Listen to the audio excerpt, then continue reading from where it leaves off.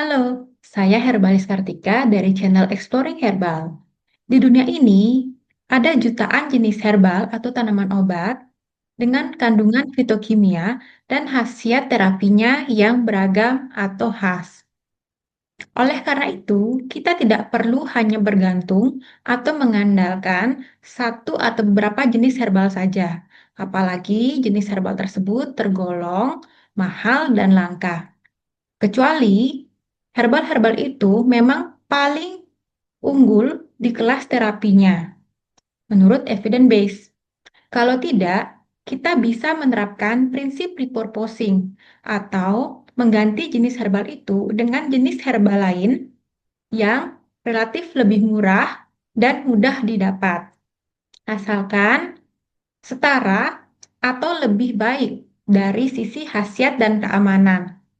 Di channel ini, Anda dapat menemukan banyak info seputar jenis herbal yang mudah ditemukan di Indonesia, beserta informasi terkait fitokimia dan khasiatnya yang tentu terkini dan terpercaya.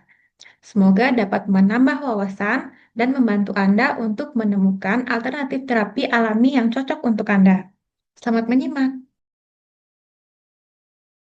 Kunyit, pasti sering dengar kan disebut-sebut sebagai superfood emas. Apalagi ada satu trik kesehatan yang populer banget. Campurin aja sama lada hitam. Tapi kenapa ya? Ini cuma mitos turun-turun atau beneran ada sains di baliknya? Yuk kita bongkar bareng-bareng. Jadi di dalam kunyit itu ada jagoannya, namanya kurkumin. Nah, senyawa inilah yang jadi pusat perhatian. Penelitian tuh udah banyak banget yang nunjukin potensinya yang luar biasa. Mulai dari ngelawan peradangan, jadi antioksidan kuat, sampai katanya bisa bantu ngatur gula darah. Gak heran kan kalau kunyit jadi populer banget? Eits, tapi tunggu dulu. Sebelum kita semangat nuangin kunyit ke semua masakan, ternyata ada satu masalah besar.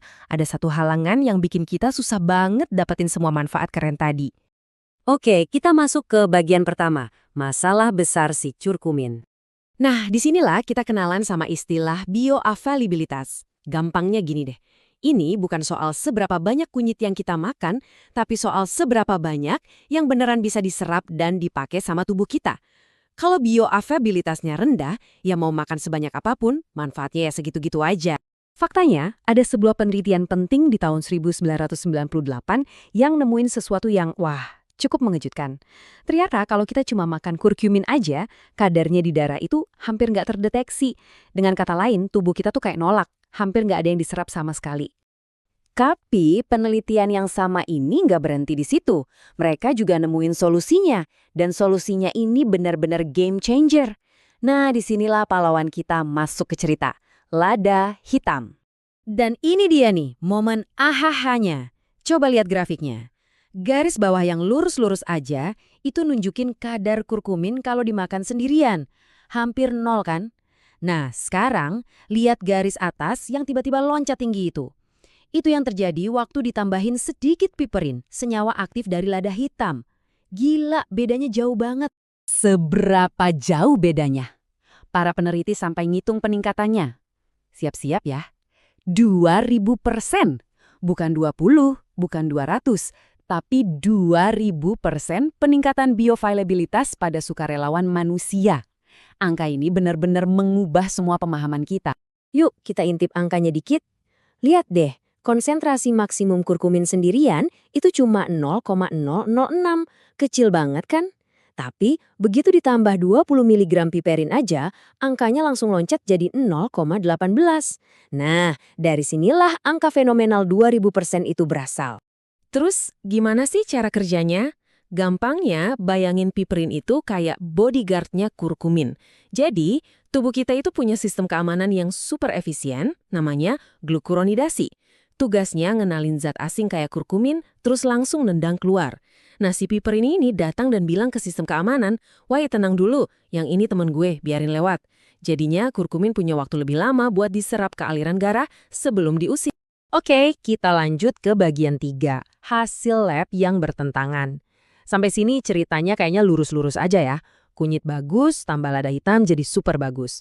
Tapi, dalam dunia sains jarang banget ada cerita yang sesederhana itu. Penelitian yang lebih baru justru bikin ceritanya jadi makin rumit. Nah, Ini jadi pertanyaan penting. Jadi sainsnya udah final nih, udah pasti gitu? Selama lebih dari 2 dekade, angka 2000% itu udah kayak jadi fakta. Tapi, apa benar ceritanya sesederhana itu?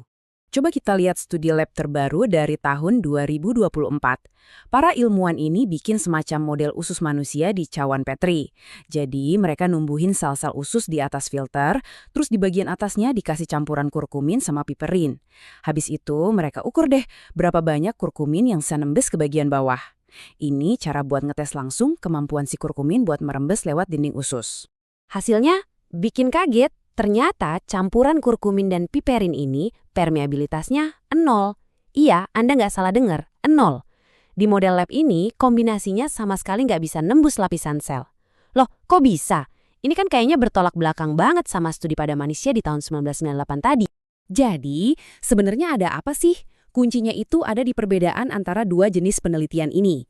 Studi tahun 1998 itu in vivo, artinya dilakukan di dalam makhluk hidup, yaitu manusia. Ini sistem yang kompleks, ngelihat efeknya ke seluruh tubuh. Sementara studi 2024 yang di lab itu in vitro, di luar makhluk hidup. Ini model yang disederhanakan cuma ngukur satu hal spesifik, kemampuan nembus sel.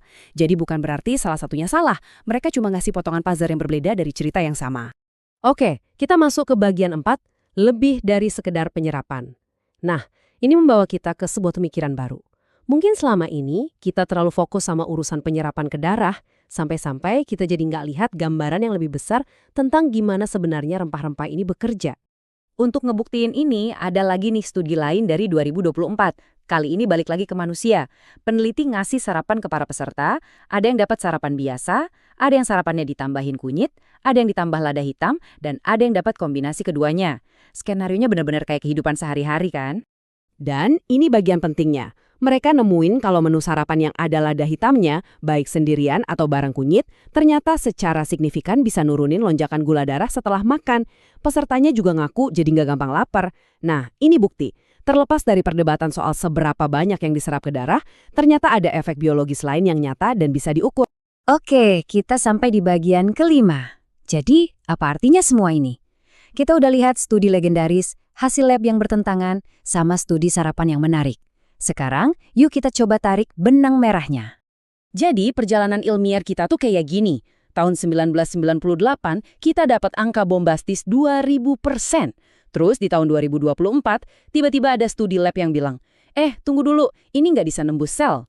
Tapi di tahun yang sama, ada studi lain pada manusia yang nunjukin kalau kombinasi ini emang beneran punya efek nyata ke gula darah dan rasa lapar. Jadi makin seru kan? Jadi kesimpulannya gimana? Begini, kombinasi kunyit dan lada hitam itu memang bermanfaat. Tapi keajaibannya itu ternyata nggak sesederhana trik penyerapan 2000% doang. Manfaatnya mungkin datang dari interaksi yang jauh lebih rumit yang terjadi di dalam usus kita lewat berbagai jalur biologis yang bahkan kita belum paham sepenuhnya. Ini bukan cuma soal penyerapan, tapi soal sinergi. Ini membawa kita ke pertanyaan terakhir. Jadi ini sebenarnya trik sederhana atau teka-teki biologis yang rumit? Bukti-bukti yang ada nunjukin kalau jawabannya adalah yang kedua. Dan ini jadi pengingat yang bagus buat kita semua, kalau dalam sains, cerita itu seringnya jadi makin menarik dan makin kompleks seiring kita belajar lebih banyak.